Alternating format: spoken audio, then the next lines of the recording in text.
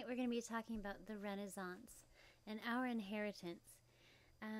Whether we know it or not, for many of us, the Renaissance and the ideas about art and many things that came from the Renaissance have been a pretty direct influence on us and what we expect. I think this is certainly true in the visual arts. For many of us, when we think about what art is, these type of images come back to us.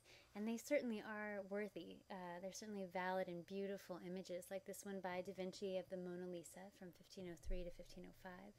Beautifully subtle and demure, interesting expression on her face, beautiful use of atmospheric perspective in the background. Or Da Vinci's Last Supper from 1495 to 98, where he so articulately uses linear perspective to develop this deep space behind the figures of Christ and the disciples who are eating their Last Supper. It was designed and completed in a refectory, which is sort of like the cafeteria of a monastery, and so the brothers of the monastery, these priests, could eat alongside of Christ and the disciples, which is also just wonderfully poetic. And of course, the idea of this linear perspective basically equating to a halo around the head of Christ in lieu of the symbolic halo that had been used since the Middle Ages. Or works like this by Michelangelo of the David from 1504. We're astounded by his height, by the beauty of the marble that has convincingly been portrayed as human flesh and skin and hair. And all the more so in Michelangelo's Pietà from 1498, where we see this beautifully folded and draped fabric. We see the Madonna holding her son, the dead Christ, who's been removed from the cross. And when you get to see this piece in person, you're astounded by the way that marble really looks like flesh, where you can see Mary's fingers really sitting into the flesh of Christ around his upper torso, or that you can actually even see veins in the arms of the dead Christ here. So convincingly and skillfully rendered with such emotion. And what's interesting to note about each of the last three images, from the Last Supper to the David to the Pietà, Da Vinci and Michelangelo are not creating works that have never been seen before, in the sense that these themes have been done for many, many times over the last several hundred years. But what they do is they do a different version of it. They bring their own unique style and their own unique ideas or interpretation to this scene, and they bring all the latest kind of tricks of the trade, or the latest skills from the visual arts into it. And we'll see some examples. Another one would be Raphael's work called The School of Athens. And this work is a fresco on the wall inside of the Vatican in Rome. It's actually right next door to Michelangelo's Sistine Chapel, or where he did the Sistine ceiling and the altar wall of the Sistine ceiling, or the Sistine Chapel. And so they're neighbors. And in this room, Raphael actually did all four walls with a different image. This one, The School of Athens, is paying tribute to the philosophers and the scientists and inventors of ancient Athens. And I think that should be fascinating to us, the idea that within the Vatican, the heart of the Roman Catholic Church, in 1510, they dedicated this wall to the School of Athens, right? You would think, maybe, you would assume that within the Vatican there would be only images of saints and apostles and biblical figures. But here, this shows us that they were also really valuing knowledge in other fields, and that they saw those things as related to their faith, that reason and philosophy and rationale were related to their spiritual beliefs in a unique way. Of course, with Raphael here, we also have beautiful linear perspective, beautiful handling of all of the figures. And in the center of the whole image is Aristotle and Plato, each gesturing, Plato gesturing up toward the heavens, Aristotle gesturing down toward the ground, as he was the father of empirical sciences.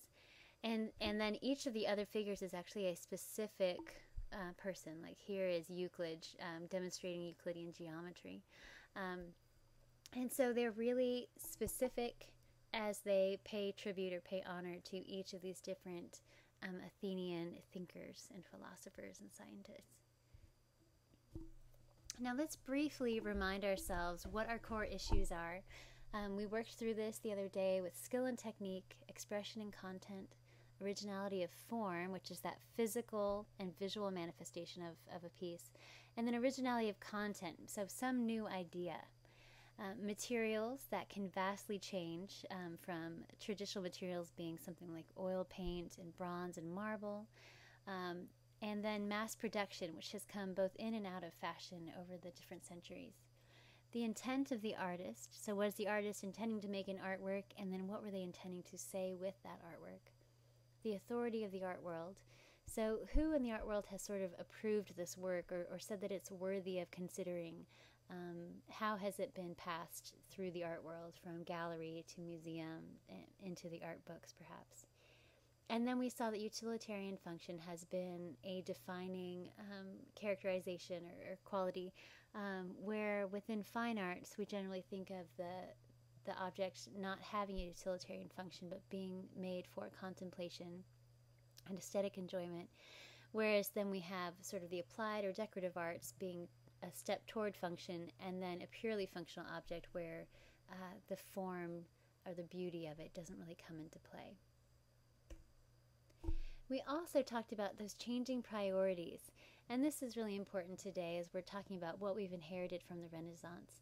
In terms of our Western tradition, between the ancient and the pre-Renaissance, while that is of course a grand span of time, we are going to loosely sum it up just because of the shortness of our time together with some of these characteristics.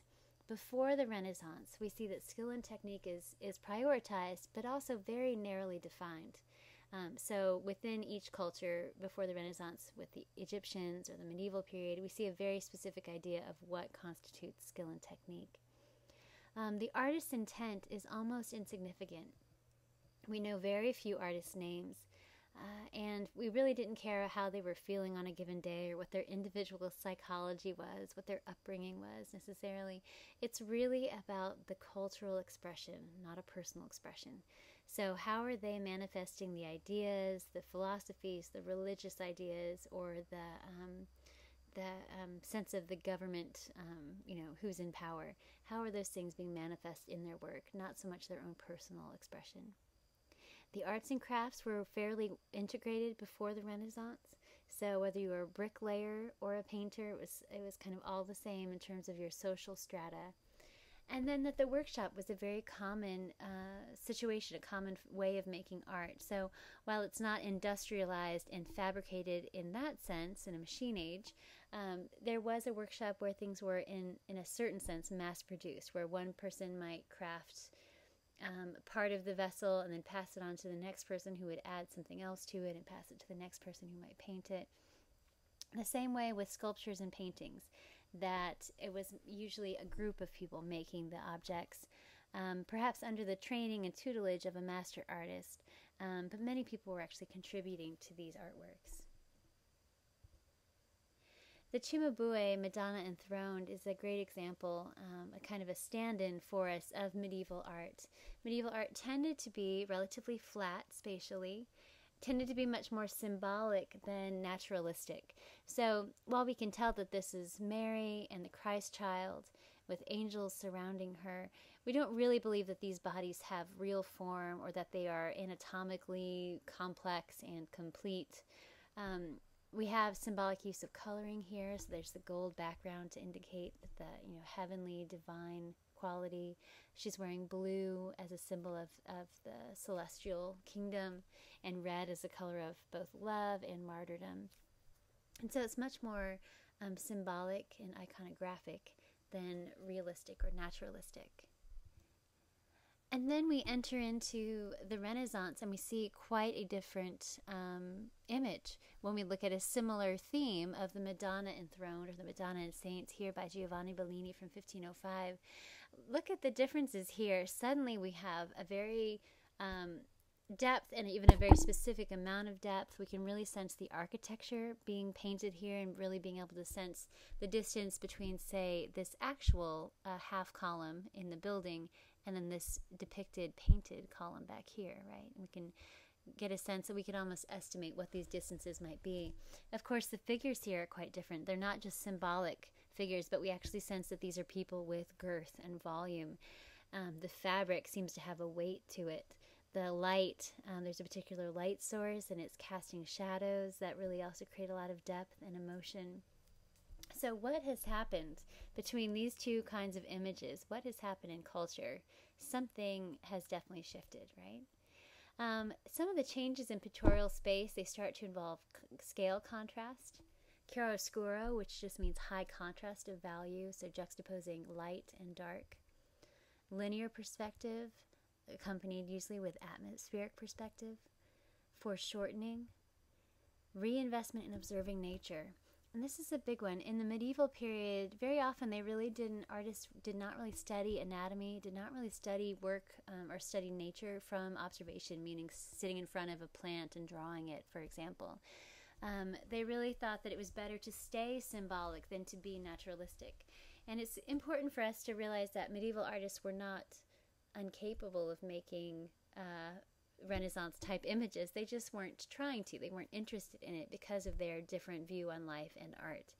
So in the Renaissance, we see a reinvestment in observing nature that had not been prioritized during the medieval period. Iconography becomes more subtle. So where Cimabue and the medieval artists would use halos and wings for the angels, here in this image by Bellini, there are no halos going around through the image. And this angelic figure here does not actually have wings. So what do all these changes in art tell us about the culture? They definitely give us some hints. We know that the Renaissance outlook was a very unique one, unique from the period right before it. In Renaissance, the word literally means rebirth. And we know that it's a rebirth of classical Greek and even earlier Roman interests and morals and philosophies and ideas. In many cases, they were literally digging up, like unearthing physically, sculptures and many other relics from ancient Greece and from ancient Rome. Sometimes they were rediscovering books and scrolls and scripts. And so being able to read the philosophic and scientific works of these people, Greek plays were being refound, and sculptures like this one here, the spear bearer, were being re-examined. Whereas the medieval artist and medieval person really thought of the body as an evil and the spirit and mind as good, the Renaissance artists began to believe that even the human body might be used for good, that we might be a special creation, both our spirit and mind as well as our body. And so we see a rare marriage of humanism and Christianity. So humanism is a philosophy of kind of the basic motto we often say for humanism is that man is the measure of all things. That humanism is focused on what man can do, what our potential is, a valuing of human reason and rationale, and a positive look on the human species and human development, that humans working together rationally can create beautiful things, beautiful societies. Often today, humanism and Christianity can be at odds with each other. But during the Renaissance, we see a humanist Christianity, where Christians believed that God had granted us rationale and reason, and that we were actually supposed to use that, and that the human body, even in nude form, could be displayed, and that it was actually bringing glory to God, rather than nudity being seen as sexually explicit and damaging, right? There is also, during the Renaissance, a love of learning, and we see many people like Leonardo da Vinci is a great example of people who loved to learn as much as they could and in great of a variety as they could. So Da Vinci loved learning everything from geology to botany and the art of warfare even, and of course also of painting and drawing and all kinds of things. And along with that also came an idealism, at least in the sense of the visual art. So there's a type of realism or naturalism where they're looking again and observing nature, but also an idealism. When we look at this image from the Sistine Chapel of Michelangelo, that Michelangelo created of God giving life to Adam, we really see an idealized figure here where Adam is so muscular that it almost seems like it would start to weigh him down. It's quite an idealized version. But again, at this point where they're thinking of the external and the internal qualities of human being divinely inspired and created and a positive thing, they're sort of articulating that through showing us the body in this articulated and anatomical way. These are some images from within Leonardo da Vinci's sketchbook, and you can actually find copies, printed copies of most of his sketchbooks, and they are fascinating and just wonderful to look at. He, given his day and age and the technology available, he had an amazing amount of knowledge and understanding about how the human body worked, about how different plants and animals worked in terms of their engineering, but also in terms of their even psychology. And he was, again, like that epitome of a Renaissance man, interested in everything. Even images like this by Botticelli give a great example of that Renaissance outlook. And what's fascinating about this image to me is that that idealization, but also that during this age when it's still very dominantly a Christian worldview, they're also starting to mix in mythology that was also rebirthed or uncovered, coming from ancient Greece and ancient Rome. And so here you have Venus being born on the waves of the ocean, and various gods coming to visit her or to aid her. And so mythological scenes come back into the art world that had been long left. Even when Michelangelo comes back to the Sistine Chapel about 30 years after doing the ceiling, he comes back to do this altar wall at the very front of the chapel. And here too, he's involved a lot of the symbols of the various saints and martyrs. So he has, of course, for Christ, the cross, the crucifixion up here, and the column of flagellation. Catherine of Siena here with her wheel that she was tortured with. Things like that. But also down at the bottom, we have mythological figures. Like here is Charon, the boatman of Hades. And here over on the right is King Minos, being tortured in hell by his genitals being bitten by a snake. It seems like an odd incorporation into this image that, again, is in the very heart of the Vatican in Rome. Here, too, what we believe is a depiction of Plato's cave. Plato often talked about mankind as we have experience of almost as if we were prisoners in a cave and we don't know the realities outside of the cave. All we see are the shadows cast on the walls. And so Michelangelo has incorporated this ancient Greek idea into this image of the return of Christ to judge the living and the dead. So just a really fascinating age of the Renaissance, bringing together various influences. But again, we also see some unique qualities in the arts that are going to shape our ideas currently about the importance of the artist's intent, wanting to know, what did Michelangelo specifically think of this subject matter? What did he uniquely bring to the table?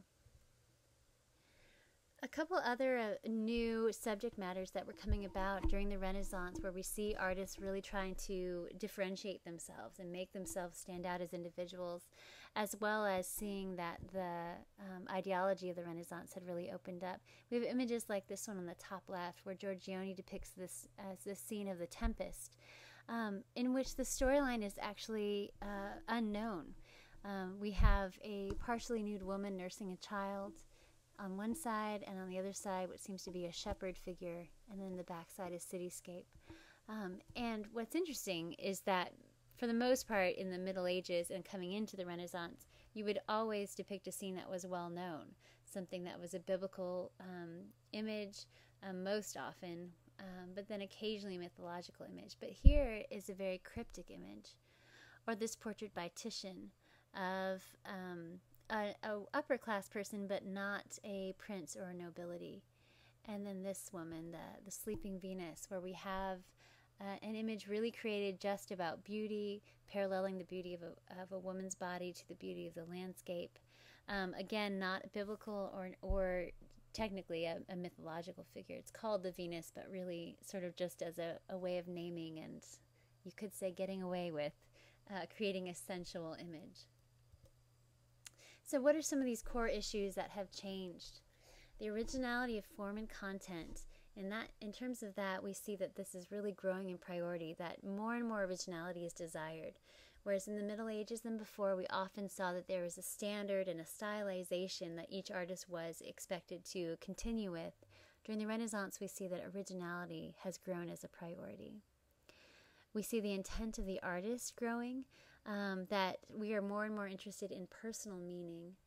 And we also become interested in who the artist is. In the Renaissance, we begin to see the artist as a genius, as melancholic or a moody, in the case of Michelangelo.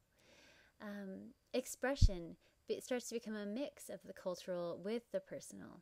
So Michelangelo does these traditional themes of the creation of Adam and Eve, etc., but he does them in a unique way, and that is more welcome. Skill and technique. Specifically, it's naturalism, maybe with a tendency toward the idealized human forms. And then in terms of arts and crafts, at the Renaissance, we find that utility becomes a dividing line between the two. Most of these things are what we have inherited from the Renaissance. Many of these ideas are kind of at large in our culture, and maybe we even recognize them within ourselves. From the Renaissance toward modernism, I just want to point out a couple points. And obviously this is a long period of time that, again, for reasons of needing to be brief for our shortened class during the summer, we will have to kind of summarize here, but I just want them to be on our radar, that we're looking at growing plurality of beliefs and ideas in politics, religion, and the social order. So we see the Reformation when Martin Luther and John Calvin and others separate what becomes the Protestant movement from the Catholic Church. And the Catholics respond with the Counter-Reformation. So we start to see, rather than just one defined religious point of view in the West, we start to see an opening up of different ideas, different denominations. The Enlightenment and the scientific revolution, of course, also open up new possibilities of interpreting the natural phenomenon around us, and also begin a real tension between religion and science, between faith and reason, or feeling and logic. Whereas during the Renaissance and before, the greatest scientists were also part of the church and were often sponsored by the church. The Catholic Church would actually sponsor scientific inquiries. But during the Enlightenment and afterwards, we more often find a tension between religion and science. More exposure to other ideas and beliefs from around the world also contributes to that growing plurality. And so we're going to see a growing plurality in the arts as well. Growing individualism in both culture and art, I think, also relates to ideas of the social contract and democracy, remembering that since ancient times, the people in power, the kings, the pharaohs, have been seen as divinely placed in power, that they were given that power by the gods. But we start to begin to question in the 1700s, well, isn't it actually the people that give power to the government? And isn't it really that social contract? Don't we have the right to vote or to take people out of power if we're unhappy with them? And we also begin to question, what are human rights? What are those things that, regardless of class or gender or race, that humans are entitled to? That becomes a question. Changes in patronage. So previously, in ancient times, it's always been that ruling class, the royalty or nobility. Also the church, whatever the church might have been from ancient Egypt into the medieval period of the Catholic Church. The church, or the reigning religion, has always been a big patron of the arts. But as we get past the Reformation, we actually start to see that there will be countries where Protestantism reigns, and Protestantism in its history anyway has not been as great of a patron of the arts. And so it really falls to the upper classes and the private citizens of the new middle class to be the great patrons of art. Also, changes in technology and the rate of change. And that's going to happen in culture at large, but it's also going to affect the arts. One last note to close this one up. I just want to put one more sort of paradox or partnering ideas that are often seen as in tension with one another, the classic versus the romantic. That tension can be seen in images like this one. The classical point of view tends to be more about balance and symmetry, as in Da Vinci's Last Supper, whereas there's a kind of romanticism about Tintoretto's Last Supper on the right, where there's an asymmetry, a bit of a mystical or a magical point of view. Tintoretto is a counter-Reformation painter, so he's part of the Catholic Church, and he's trying to win people back to the Church by giving this more emotive kind of image, whereas Da Vinci was a much more classical, had a much more classical approach, where his image was much more about balance and reason rather than emotion, as in Tintoretto's Last Supper. Or we could juxtapose these two Davids, Michelangelo's David on the left versus Bernini's David on the right. And Michelangelo also has a much more classical approach. It's much more about calm and being resolved and balanced and resolute, whereas Bernini gives us, he's part of the Baroque movement, and yet his piece has romanticism about it, has a sense of being in motion, being candid, being, David here is got this very concerned face, this very focused face. You're really aware of the emotion of the moment. Or we could contrast these two works. The one on the left is literally from the neoclassical period, and the one on the right is actually from the Romantic period. And we again have this sense of the Romantic on the right being much more about emotion and hazy, kind of soft-edged shapes, whereas the one on the left is much more symmetrically balanced, much more about order and rationality. These two tendencies are helpful to be aware of, because we'll see these continue to play out, that often culture as well as art will kind of bounce between these two ends of a spectrum. With the Renaissance, we were definitely in a classical period where there was a lot of restraint, symmetry and simplicity, hard-edged forms, linear clarity and abundance of light, a sense of staging or stillness, very orderly and idealized. And all of these things were seen to be as in association with reason and rationality, intellect, and design. Whereas then often classical movements are often followed with romantic movements, generally romantic. The idea of being using more complexity and asymmetry rather than being restrained, being interested in kind of exuberance or abundance. More soft-edged forms and haziness, dramatic color and lighting, more of a candid quality and movement rather than a stillness and sense of staging. The Romantics tend to be interested in mystery and mystical images, the unidealized or even the chaotic in nature. And all of these things being associated with emotion, intuition, spirituality, and wilderness. And some of you might have a sense that you are more one than the other. If you tend to like things in a very orderly, clearly outlined way, you might be more of a classical person. If you tend to be more interested in the mysterious, the things that are difficult to explain, the emotive quality, you might be more of a romantic. Even within the work of one artist, we can see these different sides. So with John Constable, his early work on the left tends to be much more of a classically restrained and balanced piece. Whereas on the right, the Salisbury Cathedral from 1831, we see that he's become much more of a romantic. There's really that sense of emotion and moodiness, the sense of temperature and the weather here in this image. Lots of texture. So we'll see that romantic versus the neoclassic or the classic play out again and again. So it'll be interesting to kind of take note of those two terms and their connotations. Now for your online journal here, from this section on, you are beginning to write about each particular period. So for this particular lecture, look into the Renaissance. Find some online sources that can help you to flesh out some of those Renaissance, the Renaissance outlook and characteristics, and choose an artist to look into more specifically. It might be Da Vinci or Michelangelo, Raphael. Any of them would be very worth your while. All right, enjoy.